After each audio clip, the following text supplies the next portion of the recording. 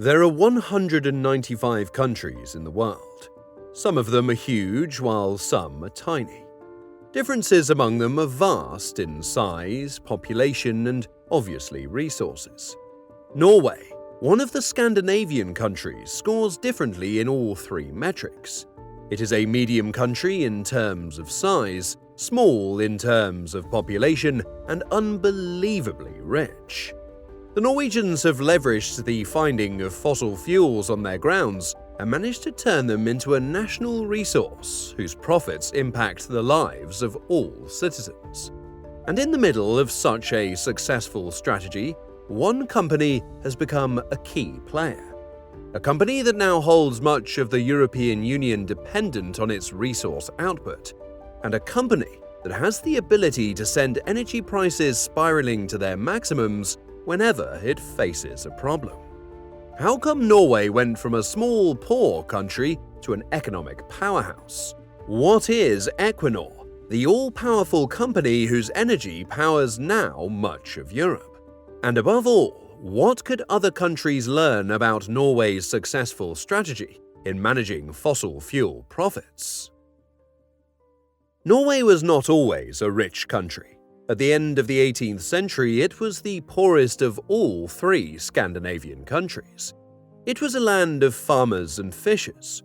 The geography of its territory, along with the crude weather of the area, made it difficult for Norwegians to grow anything but crops that could withstand the harsh climate. It was, by all means, a country bound to be irrelevant, and which endured extremely low living standards. The next century brought industrialization to the country. Part of the Norwegian labor force thus left agriculture to work in the industry.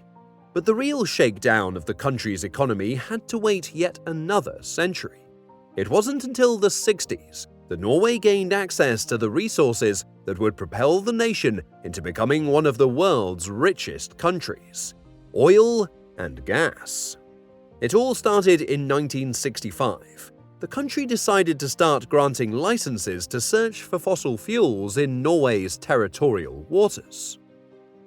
2 years later, in 1967, the country found the first oil reserve within its marine territory, the Boulder Reserve. It was not, however, economically viable to drill, and Norway had to still wait an additional 2 years to launch its first viable drilling project. But the Scandinavian country was lucky with the next discovery, the Ekofisk oil field, one of the largest offshore oil fields ever discovered.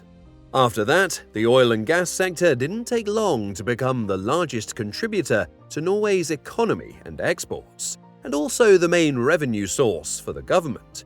In many regards, it allowed the small country to grow and maintain a solid welfare state. It is difficult to understate the importance fossil fuels have had for Norway's wealth. In the 60s, before oil was first discovered in the Norge territory, the country's GDP per capita was less than half the US GDP per capita. In 2022, Norway's GDP per capita was more than $31,000 higher than the Americans' $77.2467. Today, the forecast for 2024 points to fossil fuels contributing to over 20% of Norway's GDP and 44% of its exports. However, the access to the vast wealth that came with the discovery of fossil fuel reserves is only part of the equation of Norway's riches. There is another crucial variable, and it came to be thanks to a man called Einar Gerhardsen. Einar Gerhardsen was a Norwegian prime minister. He was heading the country when the nation decided to claim the resources on its North Sea's offshore territories. It was he and his government who came up with the idea of envisioning a different way of managing the profits of Norway's resources, one aimed at ensuring that all citizens would participate in the country's wealth. In order to do so, they regulated natural resources so that they would always be under the government's control. When oil and gas were found in 1969, companies got licenses to mine them, but the Norwegian state kept tabs on the whole sector. Thanks to this control over the oil and gas activity, In 1990, the country was able to create a fundamental piece to Norway's present and future wealth: the Government Pension Fund of Norway. This fund, according to the managers who run it, is supposed to shield the economy from ups and downs in oil revenue, while serving as a financial reserve and long-term savings plan, so that both current and future generations of Norway get to benefit from it.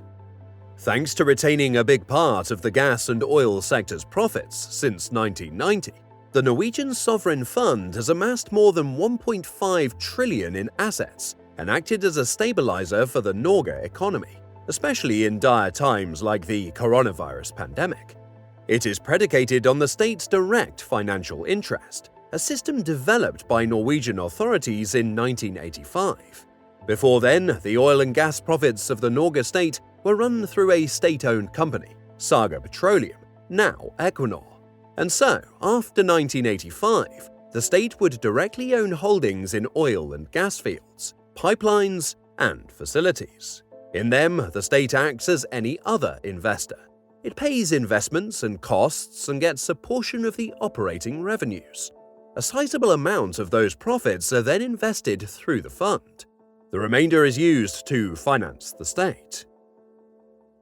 In 2018, more than 60% of the crude oil imports came from only 6 commercial partners, and over 60% of the natural gas is from only 3 countries. And coal? More than 70% of the EU's coal imports are sourced in another 3, and among them, the most important supplier of all things energy was Russia. The northeastern neighbor was responsible for giving Europe 30% of all the oil it needed to power itself, 40% of the natural gas it needed, and 42% of the solid fuels. It was, by far, the European club's main energy partner. As such, the 2022 Russian invasion of Ukraine left European countries in a tight spot, either decoupling themselves of their Russian energy supplier or financing the Kremlin's efforts to conquer another sovereign country. The choice was made, and with an almost immediate effect, the European countries started to work to detox themselves from Russian resources. It was a tough job. Some countries, such as Germany, were heavily dependent on cheap Russian energy. Before the invasion, the Germans were getting a whopping 55% of their gas needs from Russia. The sanctions waved against Russia for invading Ukraine forced an end to this reliance. The coalition of countries decided to boycott Russian energy products, and 1 year after Putin launched the invasion of Ukraine, even the most Russian-reliant countries were on track to break free from the dependence. By that time, Germany, for example, had given up 99.8% of its Russian oil and gas imports. To complicate matters further, the main pipeline that was being built between Russia and Europe to further transport natural gas, the Nord Stream 2, was sabotaged in 2022. A series of explosions in the pipeline in September caused not only the biggest gas leak in human history, but also brought closure to the energy trade between Russia and Europe. Ditching Russian fossil fuels left the EU countries looking for a new energy supplier. And there was Norway, ready to become a reliable energy supplier for the continent. By 2024, 30% of all natural gas consumed in the Eurozone is coming from Norway. Europe has successfully overcome its over-reliance on Russian gas by getting addicted to Norwegian energy. And in the center of this switch, there was one Norwegian company. Owned by the state, Equinor has managed to replace the Russian gas and oil company's role as a strong supplier of fossil fuels. In exchange, Europe has become greatly reliant on Equinor resources. The degree of its dependence was put to a test in the summer of 2023. By then, several Equinor facilities had to undergo longer maintenance periods than expected. When it was known, the market reacted by raising gas prices by almost 20% in minutes. The same happened in April 2024, when a leak was discovered in Equinor's biggest liquefied gas plant in the Arctic. And once again in June with an outage caused by a leak in an Equinor-operated gas hub. Norway might not be Russia, But its European neighbors keep throwing themselves into situations of over-reliance to answer its energy needs. 2024, thanks to reduced maintenance of the Norwegian infrastructure, might set new records for gas exports to the EU, and their European neighbors have welcomed the change. Norway seems like a more reliable partner than Russia. Besides the European dependency, the current addiction of Norway's state to oil and gas revenues has another considerable drawback. It goes directly against the environmental goals of the nation. Before the war in Ukraine, Norway was on track to become one of the most environmentally friendly countries on the planet. The country not only pursued a wide-ranging green agenda domestically, but it had already increased its output of renewable energies. By 2018, the country was covering 60.8% of its total energy needs with renewable sources. And herein lies the dilemma. While pursuing a more environmentally conscious approach to meet its energy needs, Norway is planning to keep expanding its fossil fuels production and exports in the next few years. The investments of oil and gas companies in the country are set to keep growing during 2024. In 2023, they invested 220 billion Norwegian crowns, and in 2024, it will be 240 billion. Only after the expenditure is set to decrease until reaching 166.5 billion in 2028. All the while, Norway's current status as a global energy exporter undergoes all their steps contained by their green agenda.